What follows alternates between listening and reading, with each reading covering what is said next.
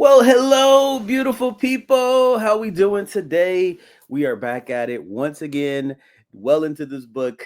I hope you guys are liking it. Excuse Me, Your Life is Waiting by Lynn Grabhorn, part 24 of chapter 3.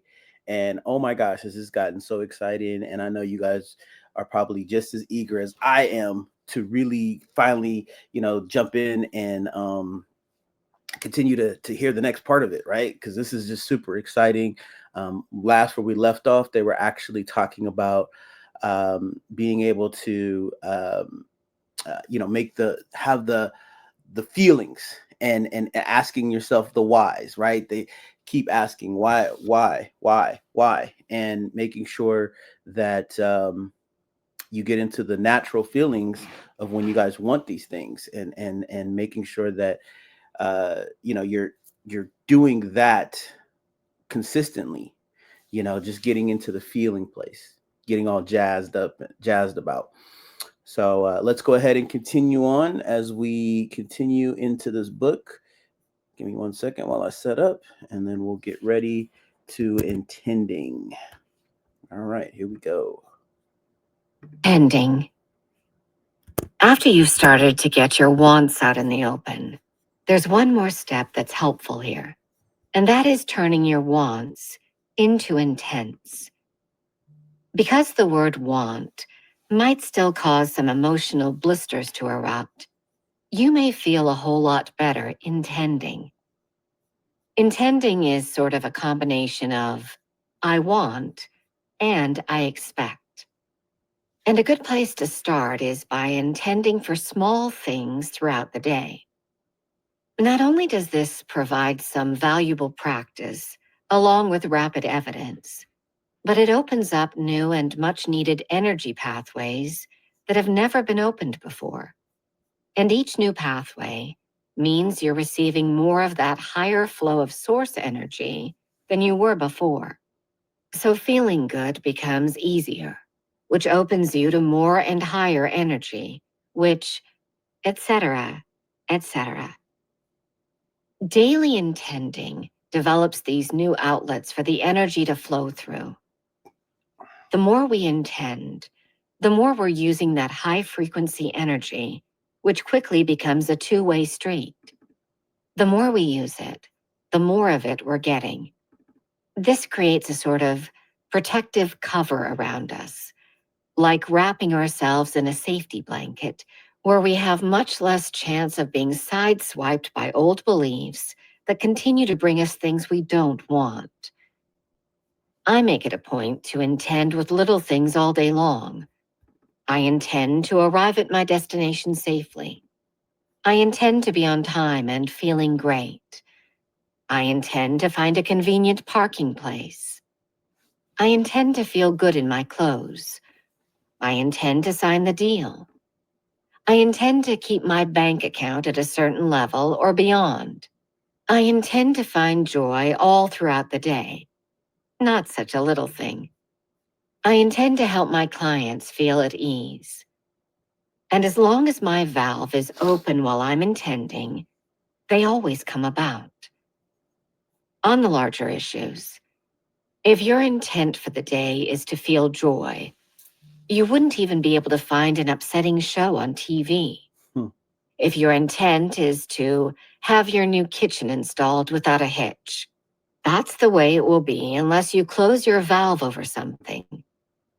If your intent is to finish the harvest before supper, watch how easily you get it done. With major, larger wants, if you will turn every want into a statement of intent and allow yourself to feel the power behind it, like, yes, you'll be amazed at what transpires.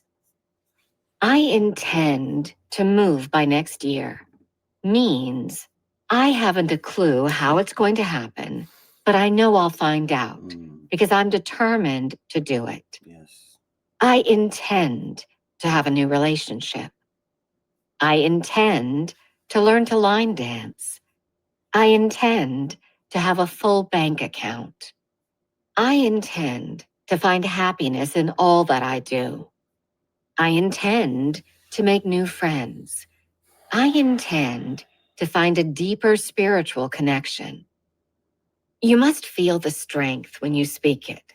Feel the authority, the force of command, the muscle behind the energy leaving you, the completion. But use with caution. Intending is a dynamic unto itself, not to be abused and never to be turned into a mindless habit. Okay. Dare to want. Whether you call it intending or wanting, take off your shackles and do it. Dare to want. Dare to dream new dreams. Dare to take your old dreams out of the closet and dust them off. Give yourself permission to want. In fact, make yourself want. Then pick a funky, non-essential little want and start talking about why you want the thing until you get the hang of clicking into that turned-on feeling. Before you know it, you'll be having physical manifestations on your hands. And I'm here to tell you, when that happens, it's a screamer of the first degree. Check out what you like or don't like about what you've got in your life right now. Then get over the guilt of wanting and get that want motor revved up. For wanting brings the passion, passion brings joy, joy brings more wanting, and now you're creating on purpose. You are the inventor and partaker, all in one. Never mind being the design engineer who has to figure out how something will come together. That's no longer your job. Go for material things, of course, but also stake your claim for universal or intangible things, such as, I want joy to radiate through my heart. I want my whole family to feel joy. I want to know that everything is always okay. I want to have a greater sense of freedom. I want to know I have choices. I intend to see more choices. I intend to trust that all is well with the world. I intend to learn deliberate creating. I intend to learn to become an energy manager. I intend to be aware of my resistance. I intend to be aware of my feelings. I intend to enjoy life to the fullest. I intend to have more fun. I intend to lighten up. I intend to have a closer connection with my source. Hmm. The point is to get over the stigma of wanting and do it. Dare to want whatever in this whole wide world will give you pleasure. For wanting is taking charge. Wanting is creating. Wanting and manifesting those wants into reality is fulfilling your reason for being. And therein lies the true richness of life. Hmm. Chapter 5. Conditions be damned. This whole process of deliberate creating is really quite simple, but not always easy. At least, not at first. In fact, I'd be inclined to say it's a bitch. But once you get the hang of how you're focusing and flowing your energy, and see what the all too obvious results of that are, it becomes a snap. Well, almost. Let's do a quick review before diving in deeper and take a look at how far we've gotten into the 4 steps of deliberate creation. We've reasonably examined step 1. Identify what you don't want. We've moderately examined step 2. Identify what you do want. And we've taken a pass at step 3. Find the feeling place of your want. Now we're getting to the real guts of step 3, the tough part. Learning how to feel good about something we want and don't have. You know as well as I do, that our usual thinking has been along the lines of, when what's over there comes here, then I can be happy. Or, when I have the right body, then I can feel good about myself. When I'm making more money, then I'll be rid of stress. The old, gotta find a way to fix it so I can be happy syndrome. Yet it's been precisely that kind of thinking that has made our lives so difficult. When circumstances have not suited us, which is more times than not, our first reaction has always been to search for physically aggressive remedies to remove it, release it, repair it, correct it. We are, after all, physical beings. Don't like it? No problem.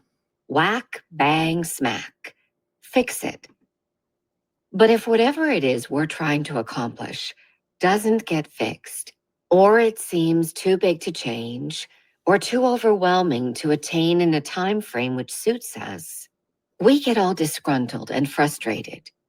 And you already know the results of that scenario. In the energy of our disgruntledness and frustration, we're simply attracting a whole lot more of whatever it is we're trying so darn hard to fix. She's Okay. All right. Let's get back here. Oh man. All right. Well, there's a lot. There's a lot to unpack. So we are now actually into chapter 5. I thought we were in chapter 4, but no, this is good. And I love the intending. I intend to finish this book with you guys, right? Just put out intending. I'm the challenge for today, really, because I know I give you guys these every once in a while, is to just write out maybe a couple places in your house. You know, like I've got it in my bathroom, on the kitchen, but just I intend. Don't have to say anything else, right? But just you now knowing what it means when you see that I intend. You know, your intention. Again, you don't have to know how you're going to do it. You know, but just having that around, I think, is going to be very helpful. And that's something that you guys can take from this particular chapter as we move into, chapter 5 and really starting to understand the nuts and bolts of like how to intend out what you want and how to keep your mind focused and straight. Because as you get distracted and thinking, well, is it not possible? You know, once I have this, then I'll have this mentality. Like we got to get rid of that. We got to think in deliberate creation and final end result, not worrying about how you're going to get there. Just this is the final destination. This is exactly where I'm going, and everything else will be intended. All right. So I hope you guys enjoyed that. Like and comment down below if you haven't already. Make sure that you hit the subscribe button and the notifications so that you can see all of my content as I'm posting daily. And until next time, you guys make it a great day. Take care.